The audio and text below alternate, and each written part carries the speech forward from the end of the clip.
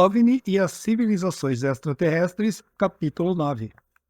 Contatos diretos ou intuição dirigida? Acontece-nos muitas vezes quando lemos artigos referentes aos discos voadores e que esses relatos cheiram à ficção científica.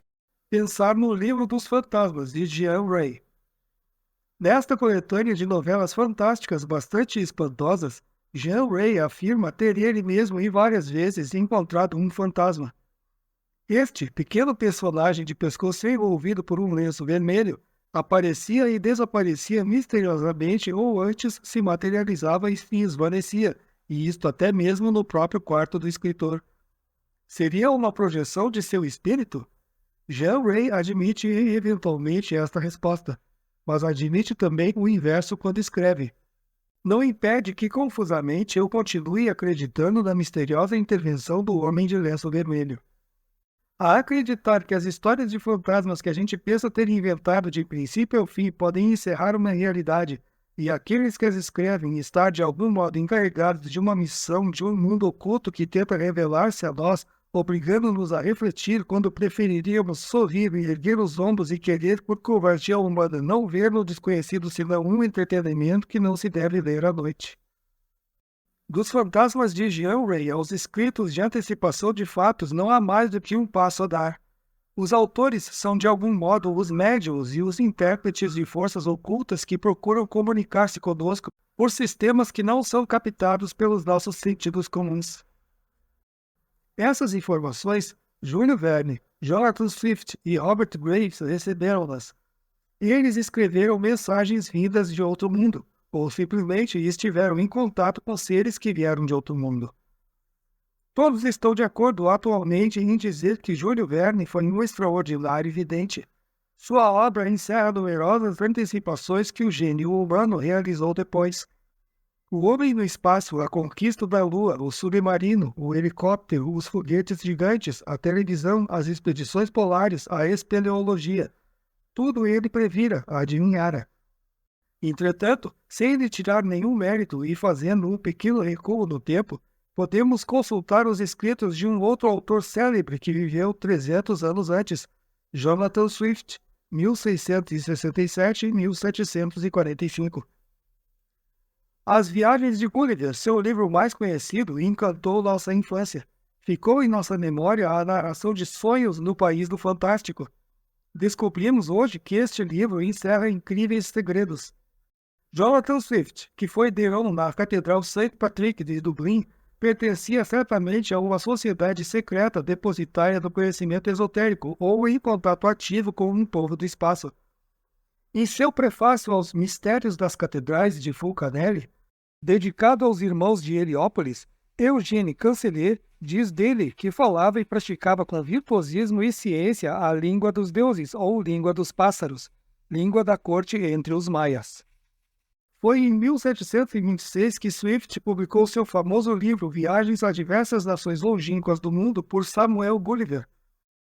Mais tarde, este título muito longo tornou-se As Viagens de Gulliver. Entre os países místicos que o herói do romance visitou estava a ilha voadora de Laputa, mantida no espaço por um imã gigantesco. Nesta ilha voadora, Gulliver encontrou astrônomos que lhe confiaram que, tendo chegado a um alto grau de civilização e de ciência, tinham descoberto que 2 luas giravam em torno do planeta Marte. Melhor ainda, uma girava 2 vezes mais depressa que a outra. Na época do aparecimento da obra, considerou-se esta hipótese como um índice da mais alta fantasia. 151 anos mais tarde, o mundo estupefato soube que Swift estava com a razão. Por volta do ano de 1877, o astrônomo norte-americano Asaph Hall, diretor do Observatório Naval dos Estados Unidos em Washington, descobriu os 2 satélites do planeta vermelho, um dos quais girava efetivamente 2 vezes mais depressa que o outro. Quem teria soprado na orelha de Jonathan Swift esta verdade? Como o escritor conseguira fazer esta descoberta prematura? Estas 2 questões ficam sem resposta lógica. Seria preciso pensar numa espécie de telepatia entre os habitantes dos 2 mundos separados por incríveis distâncias ou admitir simplesmente que o deão de St. Patrick, em contato com extraterrestres, visitara a Laputa. Sabemos pessoalmente em que acreditar e deixamos a vocês o cuidado de adivinhar. Mas há melhor ainda. Em novembro de 1959, a revista inglesa Discovery, que não se pode taxar de leviana em seus artigos, afirmou que sábios muito sérios admitiam que um dos satélites de Marte poderia ser artificial. Entre esses sábios, um norte-americano e um russo. Com efeito, ele gira seguindo uma curva semelhante à curva descrita pelos satélites artificiais. Demorará 15 milhões de anos para tocar o solo do planeta. Este comportamento esquisito explica-se se se admite que este satélite é oco, em forma de esfera, cujo diâmetro atinge 25 quilômetros, mas cujas paredes não têm mais que 25 centímetros de espessura. Tal corpo não pode ser natural. Os astrônomos e os físicos supõem que os marcianos, a menos que sejam habitantes de um dos dois planetas que existiram entre Marte e Júpiter e que se destruíram por colisão, tenham capturado um asteroide para o colocar em órbita em redor de Marte. Talvez ainda eles o tenham tornado oco para ali instalar um laboratório. Laputa, a ilha voadora, teria vindo de lá e somente Swift poderia confirmar-nos esta hipótese. A deusa branca. Há uma dezena de anos, o historiador inglês Robert Graves publicava nas edições Faber and Faber, de Londres, um livro cujo título era A Deusa Branca. Nesta obra, o historiador expunha o resultado de suas pesquisas referentes às velhas lendas de Cornualha e do país de Gales, assim como as da Bretanha francesa e cuja origem remonta aos celtas. O escritor inglês pensou ter descoberto nelas toda sorte de mensagens secretas que revelavam as modalidades de um culto esotérico a divindades lunares. Robert Graves pretendia até em seu livro que os primeiros homens a desembarcar na Lua deveriam esperar surpresas muito grandes. O livro e o autor foram logo esquecidos, mas ninguém se lembra atualmente nem de um nem de outro. É pena. Robert Graves, como Swift, trouxe aos homens uma mensagem, entretanto não acreditamos que serão necessários 151 anos para saber se realmente suas descobertas correspondem à realidade. Não estamos mais nas condições de há 3 séculos e as invenções caminham em um ritmo alucinante, sobretudo no domínio espacial. Esta ciência nova. Na quinta-feira, 3 de fevereiro de 1966, às 19h45 e 30 segundos, hora de Paris, depois de 5 tentativas infrutíferas, um engenho soviético de exploração cósmica pousou suavemente sobre nosso satélite. Luna 9, este é o seu nome, pesava 1,583 kg e estava munido de câmaras de televisão encarregadas de retransmitir para a Terra fotografias do solo lunar. Aluniçando suavemente como estava previsto no Oceano das Tempestades, a oeste da cratera Rainer, Luna 9 fez numerosas fotos que televisou em direção ao nosso planeta numa frequência de 183,538 MHz. A estação de Jodrell-Bank foi a primeira na Europa, graças ao seu radiotelescópio gigante, a captar as imagens. No dia seguinte, Sir Bernard Lovell declarava: "Vivi ontem o dia mais excitante de minha vida." A estação lunar automática, equipada com um telescópio Max-Sutov de 500 mm girando em volta de um eixo, montado sobre uma câmera aperfeiçoada, emitia fotos de extraordinária nitidez ao espaço. A primeira coisa que se constatou, e eis onde se torna a falar de Robert Graves, foi a presença nessas imagens de menhirs como os da Cornualha, do país de Gales e da Bretanha. Reunidos no mês de maio de 1966 em Viena, sob os tetos do Palácio de Hofburg, para o Congresso do Comitê Internacional de Pesquisa Espacial, COSPAR, os maiores especialistas da selenologia confrontariam as vistas tomadas pelo Luna 9 e as fotos norte-americanas realizadas com sondas lunares. A mais sensacional comunicação foi feita pelo Sr. A.T. Lebedinsky, um dos principais responsáveis pelo programa soviético dos Luniks. Projetando imagens aumentadas tomadas a 3 de fevereiro de 1966, mostrou ao auditório atento de 500 sábios que estavam na sala que se percebiam sobre as provas numerosas pedras como que pousadas sobre um pedestal. Esta experiência foi, como se sabe, seguida de muitas outras. Num programa comum, Russos e norte-americanos puseram em órbita em torno da Lua veículos de exploração que rasparam, com a ajuda de aparelhos de tomadas de vistas ultra-aperfeiçoados, o solo de nosso satélite. A 24 de novembro de 1966, Lunar Orbiter 2, que gravitava em torno do astro das noites, fez fotos de protuberâncias que se elevavam como estalagmites sobre o solo da Lua. Foi de Pasadena, na Califórnia, que esta notícia foi divulgada para o mundo. Como é sabido, a National Aeronautics and Space Administration, NASA, recusa-se a dar mais amplos pormenores sobre a dimensão exata destas estranhas asperidades. Soube-se em seguida, sem dúvida depois de uma indiscrição, que essas torres selênicas tinham a altura de 12 a 25 metros e um diâmetro de 15 metros na base. No fim de dezembro de 1968, depois de ter conseguido a mais grandiosa aventura jamais tentada por seres humanos, os cosmonautas norte-americanos Anders, Lovell e Borman ofereceram aos sábios 1.500 fotos recolhidas no cosmos. O êxito prodigioso de sua viagem ao redor da Lua, que podemos acompanhar graças à televisão em transmissão direta, permitirá sem dúvida aos pesquisadores da NASA melhor conhecer a Branca Selene. Muito discreta sobre as imagens que possui, a administração norte-americana não publicará sem dúvida nunca aquelas que mostrem no solo de nossa vizinha elementos perturbadores, dos quais pressentimos a presença. 1. O autor escreve naturalmente antes da conquista da Lua em 21 de julho de 1969, mas os fatos que aponta e as dúvidas que levanta não perdem atualidade, visto que, até hoje, nenhum relatório oficial, russo ou norte-americano, foi divulgado sobre as verdadeiras descobertas feitas no solo lunar. Nota do tradutor. Desenvolvendo-se segundo um planejamento perfeitamente estudado, o programa espacial dos Estados Unidos progride de maneira constante e sem tropeços. No fim de fevereiro de 1969, James McDivitt, Daniel Scott e Russell Schweichart, que teve seu batismo cósmico, subiram de Cabo Kennedy para cumprir a mais delicada missão preparatória para a conquista da Lua, o teste do LEM, Lunar Excursion Module. É um veículo que permitirá a 2 homens desembarcar na Lua. Estaremos então às vésperas da colonização de nosso satélite.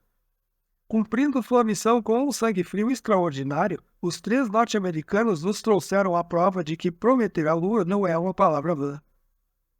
A corrida espacial americana-soviética está agora perfeitamente sincronizada. Os voos do Soyuz 4 e do Soyuz 5, realizados na primeira quinzena de janeiro de 1969, constituíam uma etapa muito importante no estabelecimento de uma plataforma espacial permanente. Esta plataforma serviria de trampolim para o infinito cósmico, porque com menores despesas de energia, seria possível saltar para a Lua, Marte ou Vênus. Todos os documentos transmitidos à Terra pelas estações automáticas de exploração há anos facilitaram largamente as pesquisas em laboratório. Que mistérios esconde a Lua, podemos perguntar-nos.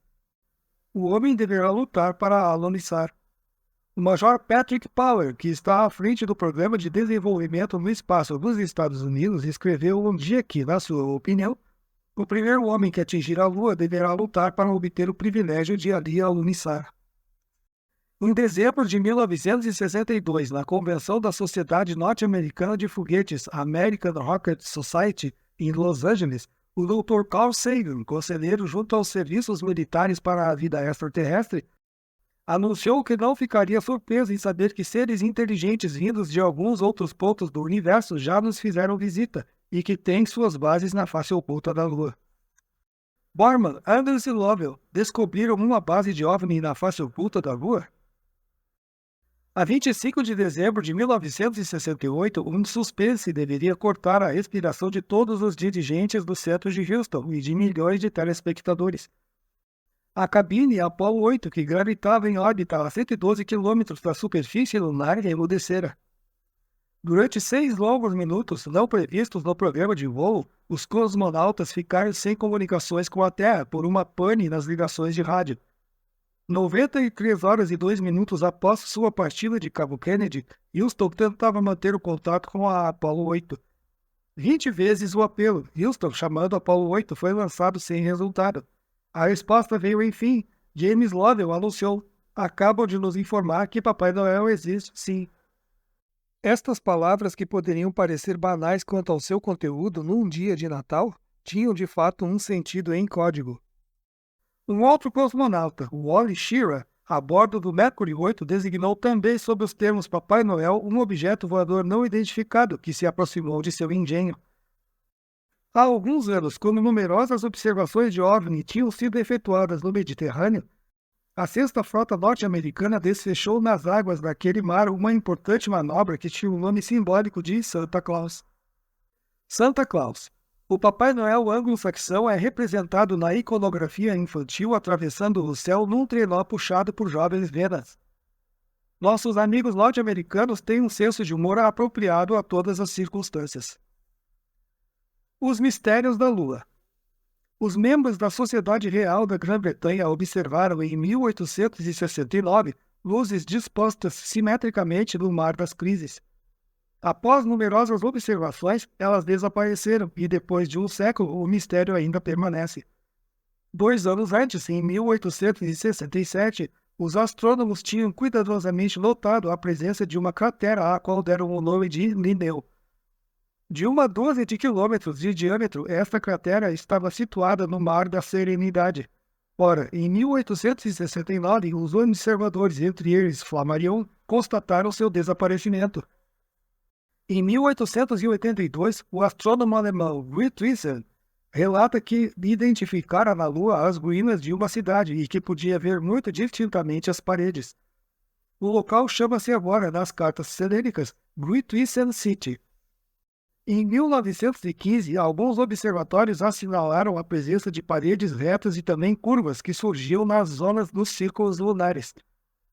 Na noite de 11 de dezembro de 1947, o inglês Hodgson viu ao telescópio pontos luminosos sob o lado escuro de nosso satélite. O Dr. H. P. Wilkins, astrônomo britânico muito conhecido por seus trabalhos científicos, notadamente por uma carta geográfica da Lua usada por todos os astrônomos de nosso planeta, viu aparecer um objeto luminoso que parecia sobrevoar o Sol lunar na região do círculo de Aristarco. Segundo a descrição que ele redigiu na época, o objeto era de forma oval. 7 semanas mais tarde, o Dr. James Bartlett registrou fenômeno análogo, sempre nesta mesma região. John O'Neill instalou-se uma noite a 29 de julho de 1953 em seu observatório para explorar, com a ajuda de seu telescópio, aquela que chama sua amiga, a Lua. De repente, pensou que era joguete de uma alucinação. Acabava de notar no fundo desértico do Mar das Crises a silhueta de uma ponte imensa. Admitindo que não estava sonhando, teve de admitir que esta construção extraordinária existia realmente e devia medir 18 quilômetros de comprimento. Tendo aumentado o campo da lente para 250, viu nitidamente esta gigantesca estrutura que de repente se erguera nesta região da Lua, que ele observava regularmente, remontando o seu último estudo há pouco mais de 40 dias.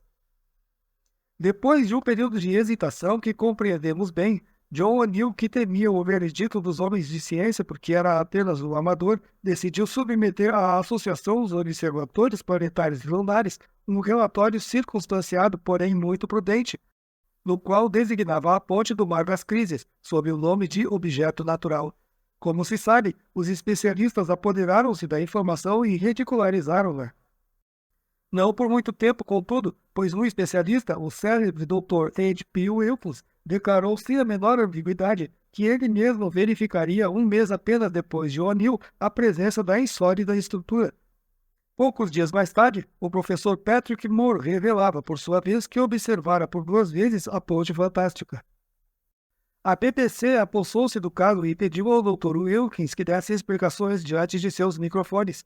O sábio afirmou então: é mesmo uma ponte.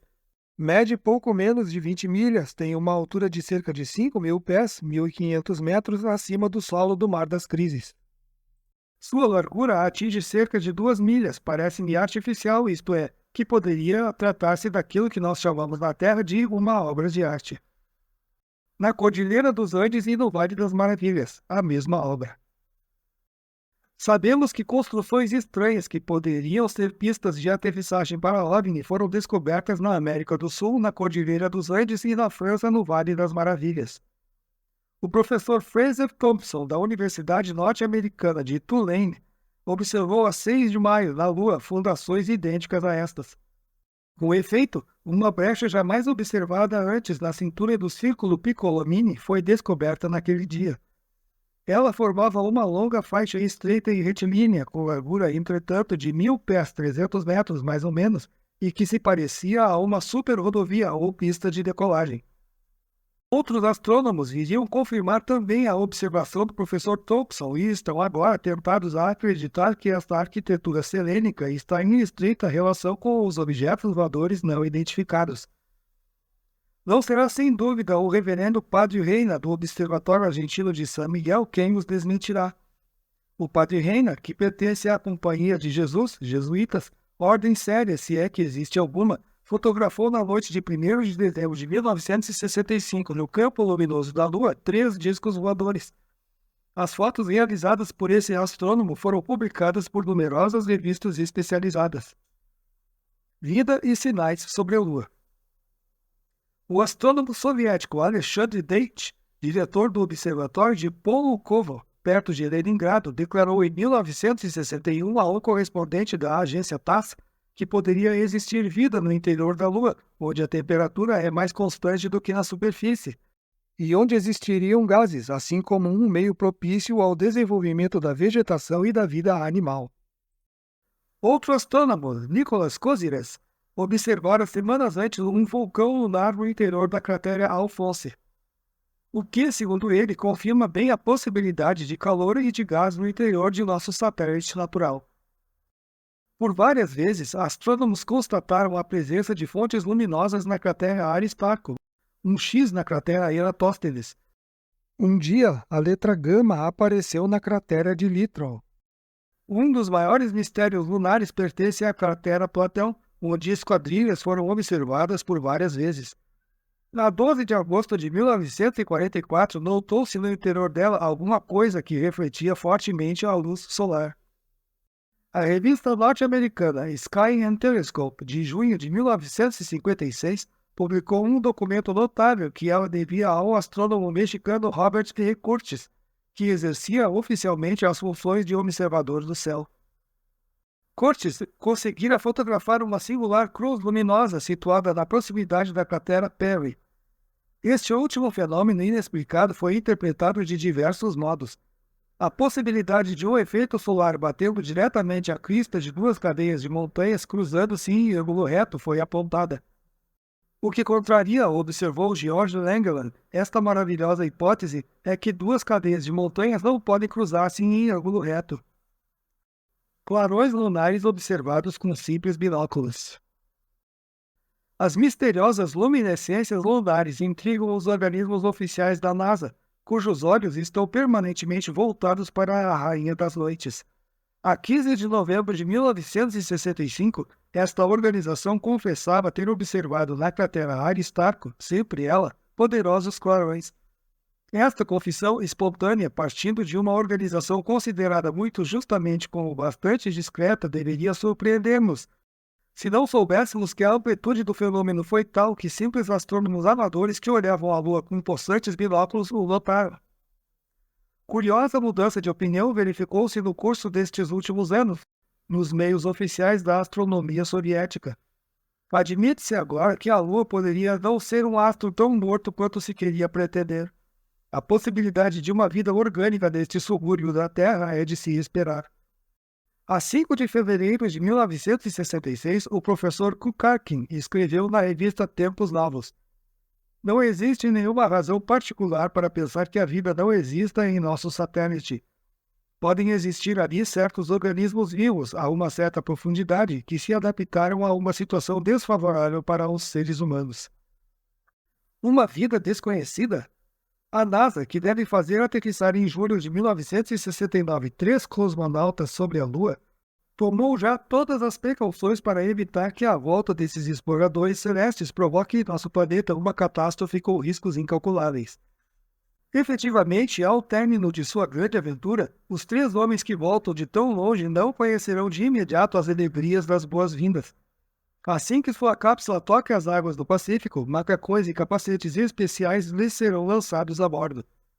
Médicos e biologistas encarregados do Programa Espacial dos Estados Unidos querem prevenir a disseminação eventual de micróbios lunares desconhecidos. Os cosmonautas ganharam as enfermarias de Houston para ali sofrer um isolamento total de 30 dias. Como na Idade Média, os terráqueos deverão colocar em quarentena esses navegadores do outro mundo, primeiros conquistadores do Sistema Solar. Esta sábia precaução evitará sem dúvida graves inconvenientes para nós, pois poderia ocorrer que a Lua esteja contaminada por formas de vida vindas das profundezas cósmicas. Frank Halstead, curador do Observatório de Duluth, Minnesota, pensa que Marte e Vênus, como a Lua, constituem bases para os discos voadores que vêm de outro sistema solar. A National Aeronautics and Space Administration deve ter a prova disso. Quando em 25 de dezembro de 1968 James Lovell declarou: "Acabam de informar-nos que Papai Noel existe mesmo", os controles telemétricos provaram que ele acabava de sofrer uma enorme surpresa. Seu pulso atingia 120 pulsações por minuto, ao passo que durante as 93 horas precedentes, seu ritmo cardíaco tinha sido sempre normal. É quase certo que a tripulação da Apollo 8 viu em nosso satélite coisas fantásticas, mas é ainda muito cedo para tornar públicas essas descobertas que poderiam convulsionar totalmente o equilíbrio de nossa sociedade. Número 1. Estas linhas foram escritas em maio de 1969, nota do tradutor.